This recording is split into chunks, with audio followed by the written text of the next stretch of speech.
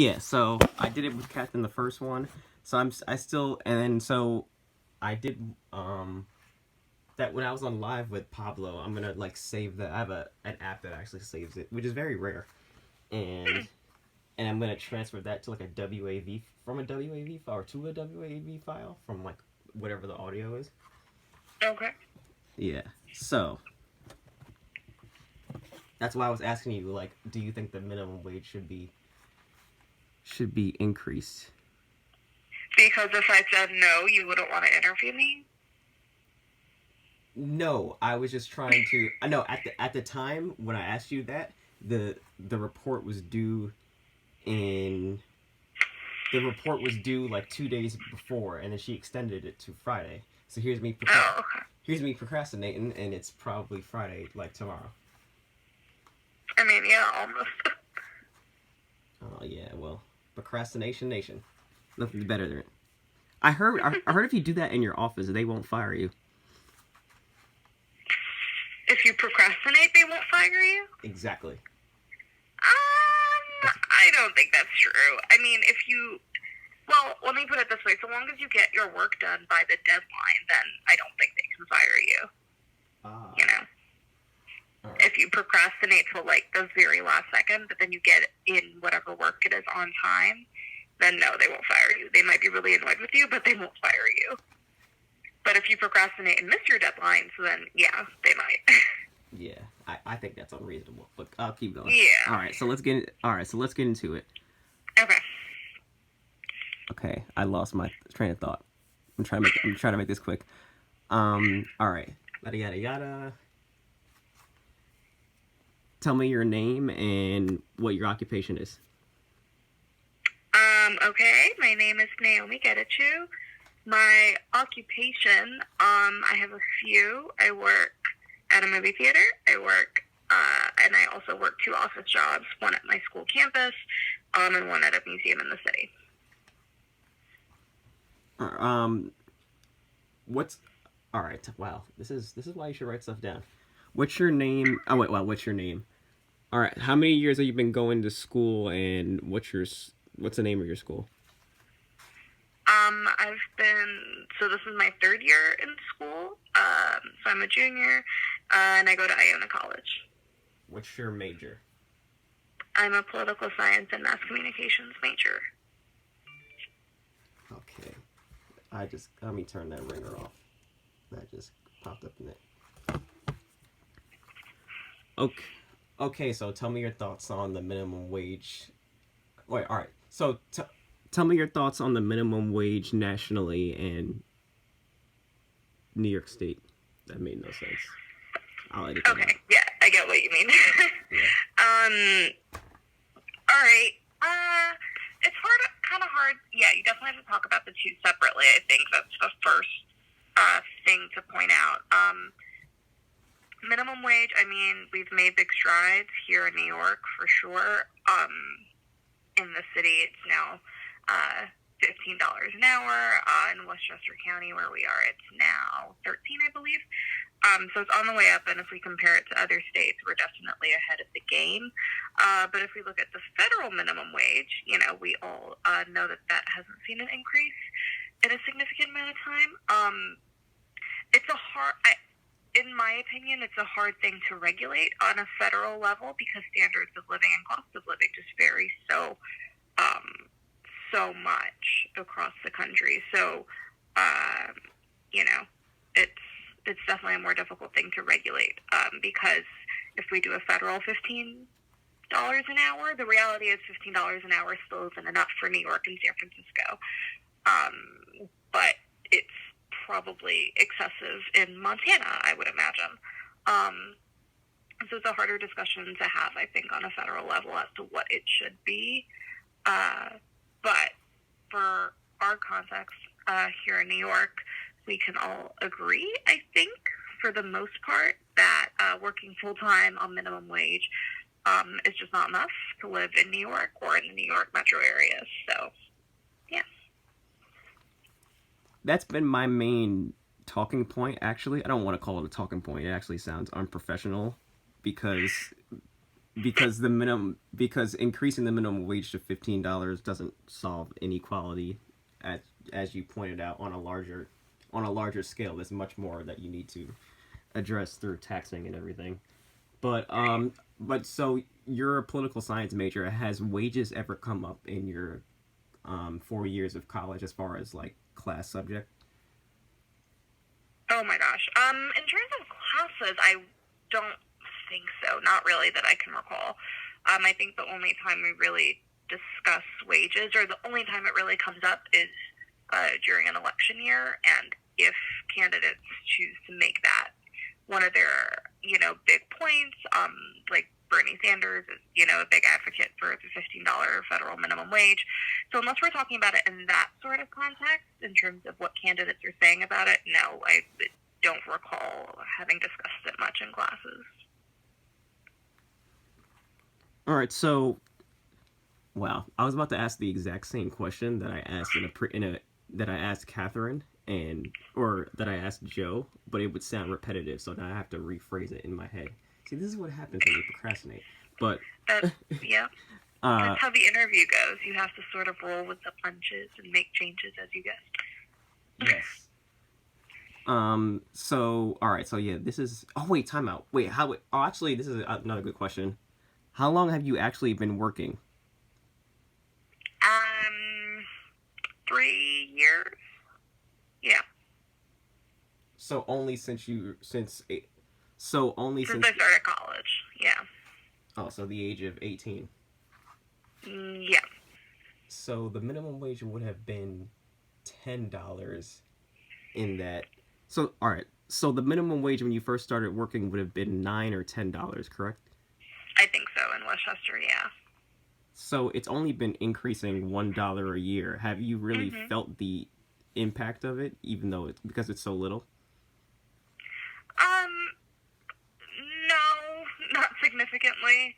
But I think I also personally just live in a unique situation where, as a student, we have different expenses and a completely different lifestyle. So say somebody who's trying to pay their rent and sustain a family on a minimum wage, job.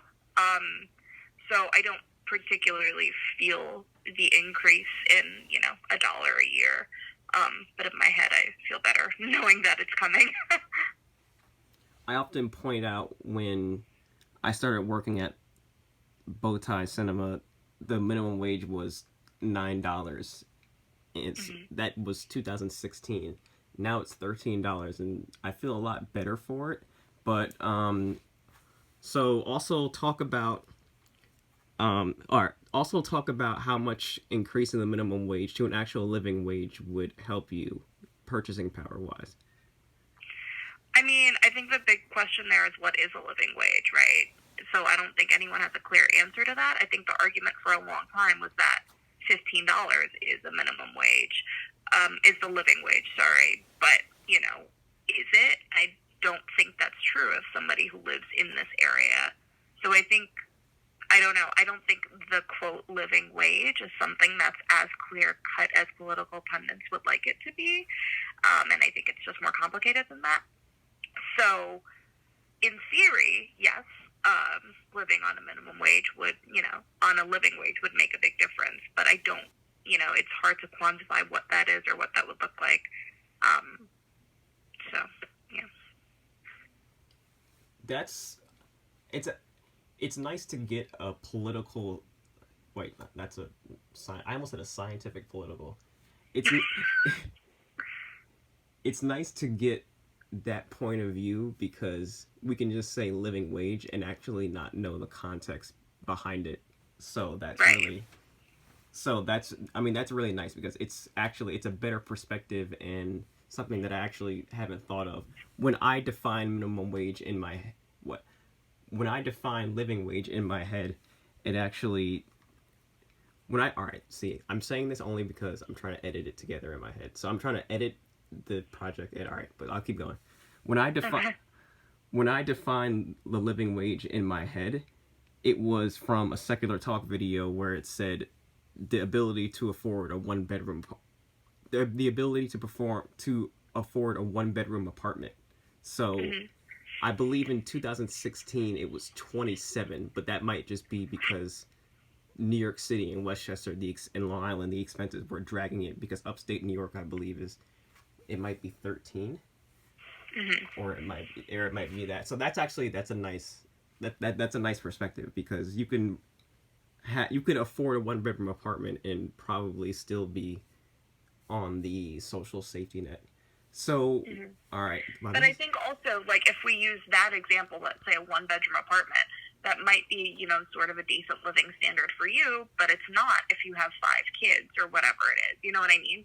So it's hard to come up with a threshold or a criteria that works for different demographics of people in different stages of life and et cetera.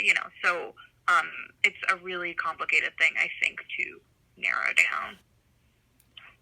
all right. So this might be this because this is like a lot deeper. Pablo was giving me nothing, by the way. This was this was a lot. This is a lot deeper conversation than I had with Pablo, of course, because you're bringing in like I don't say a more objective, but like a better perspective on it, because you're kind of studied and researched on it. Um, I'm gonna make this like uncomplicated. Actually, the same question I asked Joe. What do you say to people who would just naively say, work harder or get a better job, and it's America's a meritocracy, and the harder you work, the better you get, the better you get. What the? Am I like in fourth grade? But I'll edit that out. So what do you say to that? Um, I mean, again, I just think that's not it's not a fleshed out remark. I think if the reality is, I work plenty hard for somebody who's a full time student. That's my own personal experience. To be working 3 part time jobs as a full time student is a lot. When you're full time in one sector of life, you shouldn't be doing anything in another sector of life. You know what I mean? So in my personal experience, I'm doing a lot.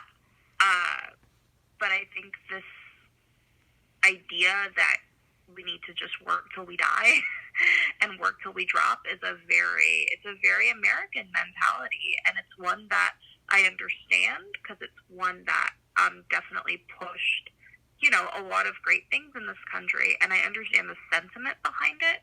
But at the end of the day, we shouldn't be living to work. That's the reality of things.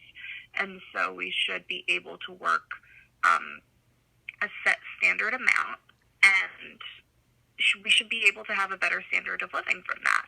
And I think the bigger issue for me, or at least in my opinion, is really that one of two things needs to happen. Either the wage, the standard, the minimum wage, and also just the standard, salaries of what people make, either that needs to see a significant boost across the country, or social safety nets need to be significantly wider.